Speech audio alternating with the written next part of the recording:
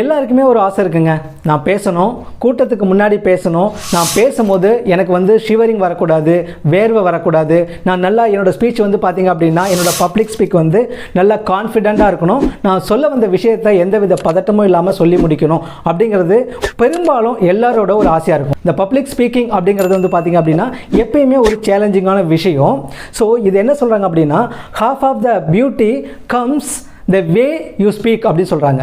நீங்கள் எந்த மாதிரி பேசுகிறீங்களோ அதுவே வந்து உங்களுக்கு பாதி அழகு அப்படின்னு சொல்கிறாங்க. அதாவது நம்ம இந்த வீடியோவில் பப்ளிக் ஸ்பீக்கிங்கை எப்படி டெவலப் பண்ணிக்கலாம் அப்படிங்கிற கான்செப்டை பற்றி தான் பார்க்க போகிறோம். நம்ம பொதுவாக ஒரு கூட்டத்தில் போய் பேசுகிறோம் அப்படின்னா எல்லாருக்குமே காமனான ப்ராப்ளம் வந்து பார்த்திங்க அப்படின்னா பயம், பதட்டம், சொல்ல வந்த கருத்தை வந்து சரியாக சொல்ல முடியாது.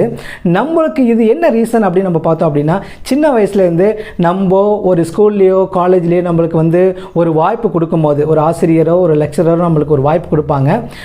யார் வந்து ஒரு ஒரு ஒரு சட்டன் ஒரு மீட்டிங் முடிஞ்சதுக்கப்புறம் ஒரு ஃபீட்பேக் கொடுக்கறதுக்காக உங்களையோ இல்லை நம்மளை கூப்பிடும் போது நம்ம என்ன வந்து பொதுவான ஒரு வார்த்தை சொல்லியிருப்போம் அப்படின்னா, சார் இவன் நல்லா பேசுவான் சார் அப்படின்னு சொல்லி நம்ம பக்கத்தில் உள்ளவனா கையை காமிச்சிருப்போம்.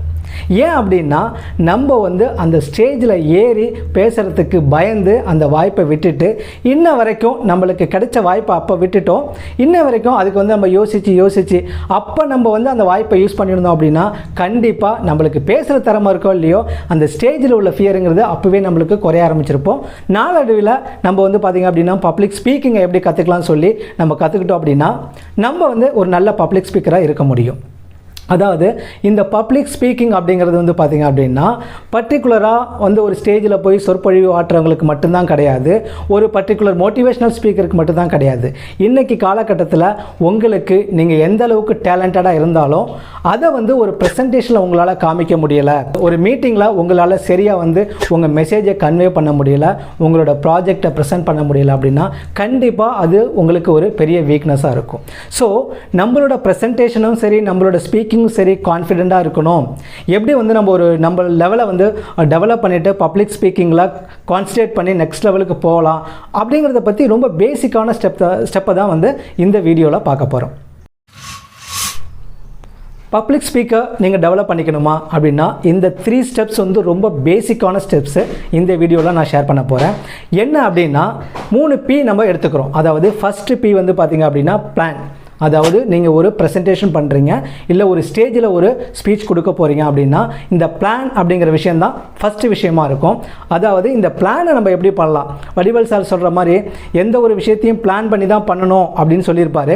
அது காமெடிக்காக மட்டும் கிடையாது, சீரியஸாகவே எந்த இடத்துலையும் நம்மளுக்கு வந்து பிளானிங் இல்லை அப்படின்னா நம்ம செய்யக்கூடிய அவுட்புட் வந்து பெஸ்ட்டாக இருக்காது. ஸோ எங்கேயும் சரி ஸ்பீச் கொடுக்க போகிறீங்க, ஒரு பப்ளிக் ஸ்பீக்கர் வந்து நீங்கள் ஒரு ப்ரெசன்டேஷன் பண்ண போகிறீங்க அப்படின்னா பிளானிங் அப்படிங்கிறது ரொம்ப முக்கியம். இந்த பிளானை நம்ம எப்படி பண்ணலாம்னா 5W சொல்லியிருப்பாங்க, 1H சொல்லியிருப்பாங்க. அதாவது இது ஒரு ஃபன்னுக்காக எப்படி சொல்லுவாங்க அப்படின்னா 5 wives 1 husband அப்படின்னு சொல்லியிருப்பாங்க. அதாவது 5Wஸை நம்ம எடுத்துக்கலாம், 1H நம்ம எடுத்துக்கலாம். இப்போது அதை எப்படி ஸ்டெப் பை ஸ்டெப்பாக நம்ம பிளானில் வந்து இன்க்ளூட் பண்ணலாம் அப்படிங்கிறத பார்ப்போம். 5Wஸில் ஃபஸ்ட்டு W பார்த்திங்க அப்படின்னா ஹூ. அதாவது நீங்கள் ஒரு ப்ரெசன்டேஷன் கொடுக்க போகிறீங்க இல்லது ஒரு ஸ்பீச் கொடுக்க போகிறீங்க அப்படின்னா உங்களோட ஆடியன்ஸ் யார், அதாவது ஹூ அப்படிங்கிறதுக்கு என்ன மீனிங் அப்படின்னா நீங்கள் யார் முன்னாடி பேச போகிறீங்க. அதாவது ஆடியன்ஸ் வந்து வேரியஸ் டைப் ஆஃப் ஆடியன்ஸ் நம்ம பார்க்கலாம். சில இடங்களில் நீங்கள் வந்து ஸ்கூல் ஸ்டூடெண்ட்டுக்கு பேசுகிறதா இருக்கலாம், இல்லை காலேஜ் ஸ்டூடெண்ட் அல்லது கார்ப்பரேட் எம்ப்ளாயிஸ், இல்லைனா பொதுவான மக்கள் முன்னாடி நீங்கள் பேச போகிறீங்களா, அவங்க தான் உங்களோட ஆடியன்ஸ். ஏன் அப்படின்னா நீங்கள் அந்த ஆடியன்ஸ்க்கு ஏற்ற மாதிரி தான் நீங்கள் பேச போகிறீங்க, அதுக்கு ஏற்ற மாதிரி நீங்கள் ப்ரிப்பேர் பண்ணணும். ஸோ உங்கள் ஆடியன்ஸ் யார் அப்படிங்கிறத ஃபஸ்ட்டு நீங்கள் ஜட்ஜ் பண்ணுங்கள். ரெண்டாவது W பார்த்திங்க அப்படின்னா வாட். அதாவது இந்த வாட் வந்து பார்த்திங்க அப்படின்னா என்ன பேச போகிறீங்க, அதாவது உங்களோட கான்செப்ட் என்ன மாதிரியான கண்டென்ட் உங்களுக்கு வேணும், எந்த மாதிரியான கருத்துக்களை நீங்கள் சொல்ல போகிறீங்க, உங்கள் ப்ரெசன்டேஷனாக இருக்கலாம், ஸ்பீச்சாக இருக்கலாம். ஸோ என்ன மாதிரியான கருத்துக்களை நீங்கள் சொல்ல போகிறீங்க அப்படிங்கிறது முன்னாடியே நீங்கள் வந்து ப்ரிப்பேர் பண்ணணும். அதுதான் இந்த ரெண்டாவது W வாட். மூணாவது W பார்த்திங்க அப்படின்னா வேர். அதாவது எங்கே அந்த ஸ்பீச்சை வந்து எந்த சுச்சுவேஷனில் நீங்கள் கொடுக்க போகிறீங்க, உங்களுக்கு முன்னாடி எத்தனை ஸ்பீக்கர் இருக்காங்க, எத்தனை ப்ரெசன்டேஷன் வந்து கொடுக்க போகிறாங்க, உங்களுக்கு அப்புறமா யார் யார் இருக்க போகிறாங்க, மேபி இது ஒரு காம்படிஷனாக இருந்துச்சு அப்படின்னா நீங்கள் எந்த அளவுக்கு வந்து உங்களை ப்ரிப்பேர் பண்ணிக்கணும் அப்படிங்கிறது தான் இந்த வேர் அப்படிங்கிறது. ஸோ இந்த நாலாவது W பார்த்தீங்க அப்படின்னா வென், அதாவது எந்த மாதிரியான சுச்சுவேஷன், நீங்கள் போகிற இடம் வந்து பார்த்தீங்க அப்படின்னா எந்த மாதிரியான சுச்சுவேஷனில் நீங்கள் பேச போகிறீங்க, எந்த டைம், மார்னிங்கா ஈவினிங்கா இல்லை இன் பிட்வீனா, அந்த கூட்டத்திலேருந்து என்ன மாதிரியான கொஷின்ஸ்லாம் வரும். ஸோ அந்த காலநிலைகளை வந்து ஜட்ஜ் பண்ண வேண்டியது as a presenter, as a public ஸ்பீக்கரான உங்களோட responsibility. So when you are going to give the speech அப்படிங்கிற ஒரு கான்செப்டில் கிளியராக இருங்க. ஸோ லாஸ்ட்டாக பார்க்க போகிற W பார்த்தீங்க அப்படின்னா ஒய். ஸோ நிறையா பேர் இருக்கும்போது நீங்கள் ஏன் அந்த பார்ட்டிசிபெண்ட்ஸ் லிஸ்ட்டில் இருக்கீங்க, உங்களை ஏன் வந்து அங்கே பேச கூப்பிட்டுருக்காங்க, why. The reason is very very important. நீங்கள் எதுக்காக அங்கே போகிறீங்க, ஏன் அப்படின்னா இந்த ஒய் இம்பார்ட்டன்ட் அப்படின்னா உங்களோட ஸ்பெஷாலிட்டி, உங்களோட ஐடென்டிட்டி தெரியும் போது தான் உங்களால் ஒரு ரியல் ஸ்பீச்சை கொடுக்க முடியும் அப்படின்னு சொல்கிறாங்க. எல்லாருக்கிட்டேருந்து நம்ம வந்து லேர்ன் பண்ணிக்க முடியும், பட் நம்ம ஒரிஜினாலிட்டியை எங்கேயுமே மிஸ் பண்ணிடக்கூடாது.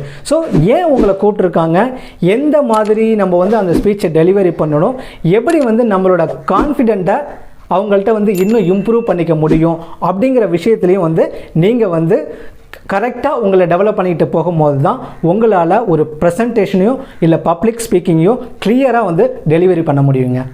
ஸோ இந்த 5 ஒய்ஸ் 1 ஹஸ்பண்ட் அப்படிங்கிற விஷயத்தை மறக்காதீங்க. நம்ம 5 W's பார்த்துட்டோம். ஸோ 1 H என்ன, ஹவு அப்படிங்கிறது தான் 1 H. எப்படி உங்களோட ப்ரெசண்ட்டையோ இல்லை உங்களோட ஸ்பீக்கையோ நீங்கள் கொடுக்க போகிறீங்க அப்படிங்கிறது தாங்க அந்த H. How are you going to deliver the speech அப்படிங்கிறது ரொம்ப ரொம்ப இம்பார்ட்டன்ட். அதுக்கு பார்த்தீங்க அப்படின்னா சில ப்ராக்டிசஸ் இருக்குது, அதை நம்ம ஒன் பை ஒன்னாக பார்ப்போம். ஸோ நான் ஸ்டார்டிங்கில் சொன்ன மாதிரி 3 Pயில் ஒரு P பார்த்துட்டோம், அதாவது பிளான். ஸோ 2வது P பார்த்தீங்க அப்படின்னா ப்ரிப்பேர். அதாவது இந்த ப்ரிப்பேர் பார்த்தீங்க அப்படின்னா நீங்கள் கொடுக்கக்கூடிய ப்ரெசன்டேஷன் ஆர் ஸ்பீச்சோட ஸ்கிரிப்டை வந்து நீங்கள் வந்து ரெடி பண்ணுறது தான் இந்த ப்ரிப்பேர். அதாவது எப்பயுமே ஒரு ஸ்டேஜில் ஏறும் போதோ இல்லை நம்ம ஒரு ப்ரெசன்டேஷன் கொடுக்கும் போதோ எந்தவித ப்ரிப்பரேஷனுமே இல்லாமல் போயிட்டோம் அப்படின்னா கண்டிப்பாக நம்ம ஜீரோ. அப்போ நம்மளோட ஆக்டிவிட்டி எப்படி வரும் அப்படின்னா கண்டிப்பாக நம்மளோட தன் உணர்வை தான் வெளிப்படுத்துவோம் அப்படின்னு சொல்லி நான் சொல்லலை, டேல் கார்னகி அப்படிங்கிறவர் அவரோட புக்கில் சொல்லியிருக்காரு. எந்தவித ஐடியாவும் இல்லாமல் நீங்கள் ஒரு ஸ்டேஜில் ஏறிட்டீங்க அப்படின்னா உங்களோட பேசிக் ஆட்டிடியூட், உங்களோட உள்ளுணர்வு என்ன இருக்கோ அதை தான் நீங்கள் வந்து திரும்ப திரும்ப பேசுவீங்களே தவிர நீங்கள் சொல்ல வந்த கருத்தை கண்டிப்பாக சொல்ல முடியாது. ஸோ இந்த ப்ரிப்பரேஷன் அப்படிங்கிறது மெயின் பார்ட். இந்த ப்ரிப்பரேஷன் வந்து எப்படி பண்ணலாம் அப்படின்னா இதில் என்ன சொல்கிறாங்க அப்படின்னா எந்த ஒரு ஸ்பீச்சுமே நம்ம வந்து ப்ரிப்பேர் பண்ணும் போது ஃபஸ்ட்டு பார்த்தீங்கன்னா இன்ட்ரடக்ஷன் அப்படிங்கிற ஒரு விஷயம் இருக்கும். 2வது பார்த்தீங்க அப்படின்னா மெயின் கண்டென்ட், அதாவது பாடி அப்படின்னு சொல்லுவாங்க. லாஸ்ட்டு ஒன்று பார்த்தீங்க அப்படின்னா கன்க்ளூஷன் அப்படி சொல்லுவாங்க. கன்க்ளூஷன் அப்புறம் வந்து பார்த்திங்க அப்படின்னா நம்மளுக்கு சம்மரி இருக்கும். ஸோ இந்த 4 ஸ்டெப்ஸையும் வந்து நம்ம வந்து ஃப்ரீக்வெண்ட்டாக ஃபாலோ பண்ணும் போது தான் நம்ம ஒரு முழுமையான ப்ரெசன்டேஷன் பண்ண முடியும், முழுமையான பப்ளிக் ஸ்பீக்கிங் வந்து கொடுக்க முடியும் அப்படின்னு சொல்கிறாங்க. ஃபஸ்ட்டு பார்த்தீங்க அப்படின்னா இன்ட்ரொடக்ஷன். இந்த இன்ட்ரொடக்ஷன் பார்த்தீங்க அப்படின்னா ரொம்ப சிம்பிளாக, ரொம்ப ப்ரீஃபாக நீங்கள் எதை பற்றி பேச போகிறீங்க அப்படிங்கிறத பற்றி ஒரு சின்ன இன்ட்ரோ. இந்த இன்ட்ரோ பார்த்தீங்கன்னா ரொம்ப அதிகமாக உங்களோட பர்சனலை வந்து எடுக்காமல், அதாவது உங்களோட பேர், ஊர் அதெல்லாம் சேர்க்காமல் ஷார்ட்டாக அதை முடிச்சுக்கிட்டு உங்களோட ஸ்பீச்சோட இன்ட்ரொடக்ஷன் என்னங்கிறத நீங்கள் ப்ரீஃபாக கொடுக்க போது ஆடியன்ஸ்க்கு என்ன ஆகும் அப்படின்னா இதை பற்றி தான் இன்றைக்கி பேச போகிறாங்க அப்படிங்கிற ஒரு கான்செப்டை அவங்களுக்கு ஈஸியாக கேட்சப் ஆகும். உடனே உங்களுக்கு ஆடியன்ஸ் அவேர்னஸும் கிடைக்கும். ஸோ இன்ட்ரொடக்ஷனுங்கிறது மெயின் பார்ட்டு. இதை ரொம்ப ப்ரீஃபாக யூஸ் பண்ணுறதுங்கிறது ரொம்ப பெஸ்ட்டாக இருக்கும். 2வது ஒன்று பார்த்தீங்க அப்படின்னா பாடி.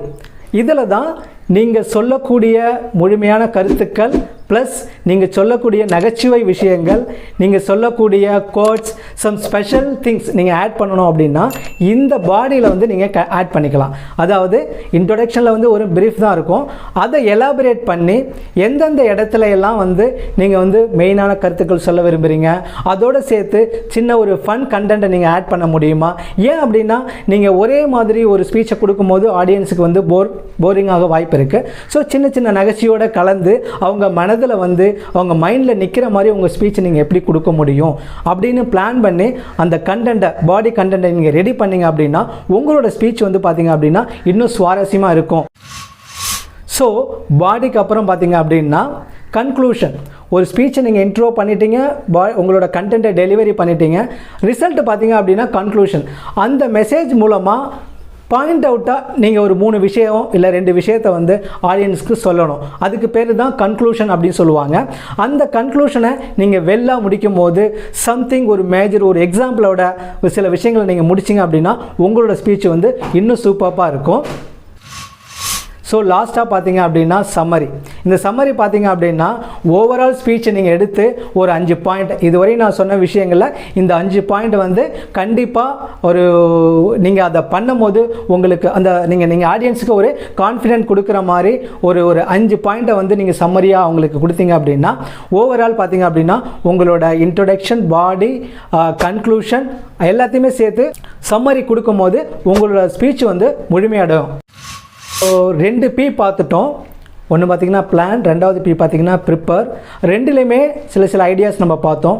இப்போ 3வது பார்த்திங்க அப்படின்னா ப்ராக்டிஸ். இது வந்து ரொம்ப க்ரூஷியலான ஒன்று. நீங்கள் வந்து ஒரு பிளான் பண்ணிட்டீங்க, ப்ரிப்பேர் பண்ணிட்டீங்க, உங்களோட கண்டென்ட்டையும் ப்ரிப்பேர் பண்ணிட்டீங்க. நீங்கள் டெலிவரி பண்ணுறதுக்கு முன்னாடி ப்ராக்டிஸ். நம்ம வந்து ஆச்சரியப்படக்கூடிய விஷயங்கள் பார்த்திங்க அப்படின்னா நம்மளோட ரியல் லைஃப்பில் பார்த்தீங்கன்னா எப்படி ஒரு சில விஷயத்தை சாதாரணமாக பெரிய விஷயங்களை சாதாரணமாக பண்ணுறாங்க நிறைய இடங்கள் நம்ம ஆச்சரியமாக பார்த்துருப்போம்.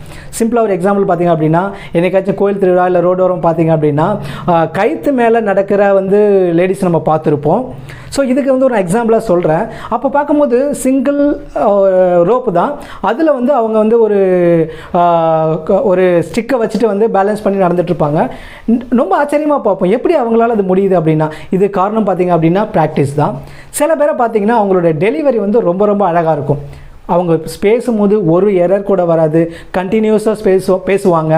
இடையில வந்து எரரே இல்லாமல் ரொம்ப அழகாக வந்து அவங்களோட மொழியை பேசக்கூடிய லெவல் பார்த்துருப்போம். அதுக்கெல்லாம் காரணம் பார்த்திங்கன்னா சர்டன் ரீஜன்லாம் உடனே வந்துடாது. அது சர்டன் ரீஜன் அவங்க வந்து நிறைய ப்ராக்டிஸ் பண்ணியிருப்பாங்க.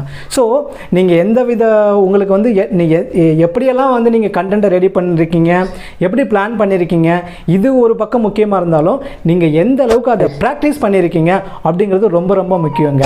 ஏன் அப்படின்னா இந்த ப்ராக்டிஸ் இல்லாமல் நீங்கள் போயிட்டீங்க அப்படின்னா அது உங்களுக்கு ஃபஸ்ட்டு ஸ்பீச் மாதிரி தான் இருக்கும். அந்த ஸ்டேஜில் கண்டிப்பாக அங்கே சில தவறுகள் நடக்க வாய்ப்பு இருக்குது. அந்த தவறுகளை நீங்கள் முன்னாடியே வந்து எரேஸ் பண்ணணும் அப்படின்னா அந்த ஸ்பீச்சோ அந்த ப்ரெசன்டேஷனையோ முன்னாடியே ஒரு சில டைம் வந்து நீங்கள் ப்ராக்டிஸ் பண்ணிட்டு அதுக்கப்புறம் நீங்கள் ஸ்டேஜ் ஏறிங்க அப்படின்னா அது ரொம்பவே உங்களுக்கு வந்து ஹெல்ப்ஃபுல்லாக இருக்கும் அப்படிங்கிறதுல மாற்றமே கிடையாது. ஸோ இந்த ப்ராக்டிஸ் அப்படிங்கிறது முக்கியம். இந்த ப்ராக்டிஸை நம்ம எப்படி பண்ணலாம் அப்படின்னா ரொம்ப ஈஸியான ஸ்டெப்ஸ் நம்ம ஃபாலோ பண்ண முடியும். நீங்கள் ஒரு கண்டென்ட்டை ரெடி பண்ணிட்டீங்க அப்படின்னா இன்றைக்கி மிரர் முன்னாடி போய் நின்று பேசுங்க அப்படின்னு சொல்கிறாங்க. அதாவது மிரர் முன்னாடி நீங்கள் டெலிவரி பண்ணக்கூடிய கண்டென்ட்டை உங்களுக்கு முன்னாடியே நீங்கள் வந்து பேசி அதை நீங்கள் பேசும்போது உங்களுக்கு என்னென்ன மாதிரியான தடங்கள் வருது, நீங்கள் உங்களை எப்படி அப்சர்வ் பண்ணுறீங்க, நீங்கள் பேசும்போது எந்த இடத்துல இதை வந்து இன்னும் ப்ளஸ்ஸாக நம்ம பண்ண முடியும், என்னென்ன மைனஸ்லாம் உங்களுக்கு இருக்குது அப்படிங்கிறத நீங்கள் கரெக்ட் பண்ண முடியும். ஒரு மிரர் ப்ராக்டிஸ் எடுக்கும்போது அதை நீங்கள் ஒரு ஃபஸ்ட் ஸ்டெப்பாக எடுத்துக்கலாம். ஸோ இன்னொரு மெத்தட் பார்த்திங்க அப்படின்னா இன்றைக்கி மொபைல் ஃபோன் வந்து எல்லாருக்கிட்டையுமே இருக்குது. நீங்கள் உங்களோட ஸ்கிரிப்டை நீங்கள் ரெடி பண்ண ஸ்கிரிப்டை நீங்கள் வந்து உங்கள் மொபைலில் ரெக்கார்ட் பண்ணி பாருங்கள். நீங்கள் எப்படி பேசணும் அப்படின்னு ஆசைப்பட்றீங்களோ அதை வந்து ரெக்கார்டிங்ஸை ஆன் பண்ணிவிட்டு உங்கள் ஸ்பீச்சை நீங்கள் கொடுத்துட்டு திரும்ப ரெக்கார்ட் பண்ணி சேவ் பண்ணதுக்கப்புறம் அதை நீங்கள் கேட்கும் போது உங்களுக்கு ஒரு சில ஐடியாஸ் வரும். இந்த இடத்துல நம்ம வந்து இந்த மாடுலேஷனை மாற்றலாம், இந்த கண்டென்ட்டை வந்து இந்த இடத்துல இப்படி டெலிவரி பண்ணணும், ஹை பிச் இருக்கணும், லோ பிச் இருக்கணும் அப்படின்னு சொல்லிட்டு நிறைய ஐடியாஸ் வந்து நீங்கள் உங்கள் ஸ்பீச்லேயே எடுத்துக்க முடியும். ஸோ இதே மாதிரி ஒரு 2-3 டைம் வந்து உங்கள் ப்ராக்டிஸை நீங்கள் பண்ணும் போது நார்மலாகவே நீங்கள் கொடுக்கக்கூடிய மெயின் ஸ்பீச், அதாவது நீங்கள் கொடுக்கக்கூடிய ப்ரெசன்டேஷனோ இல்லை பப்ளிக் ஸ்பீக்கிங்கோ பார்த்தீங்க அப்படின்னா வேறு லெவலில் இருக்குங்க. ப்ராக்டிஸில் இன்னொரு முக்கியமான ஐடியா இருக்குங்க. அதாவது நீங்கள் பேச போகிற ஆடியன்ஸ் வந்து பார்த்திங்கன்னா நிறைய மெம்பர்ஸ் இருக்கலாங்க.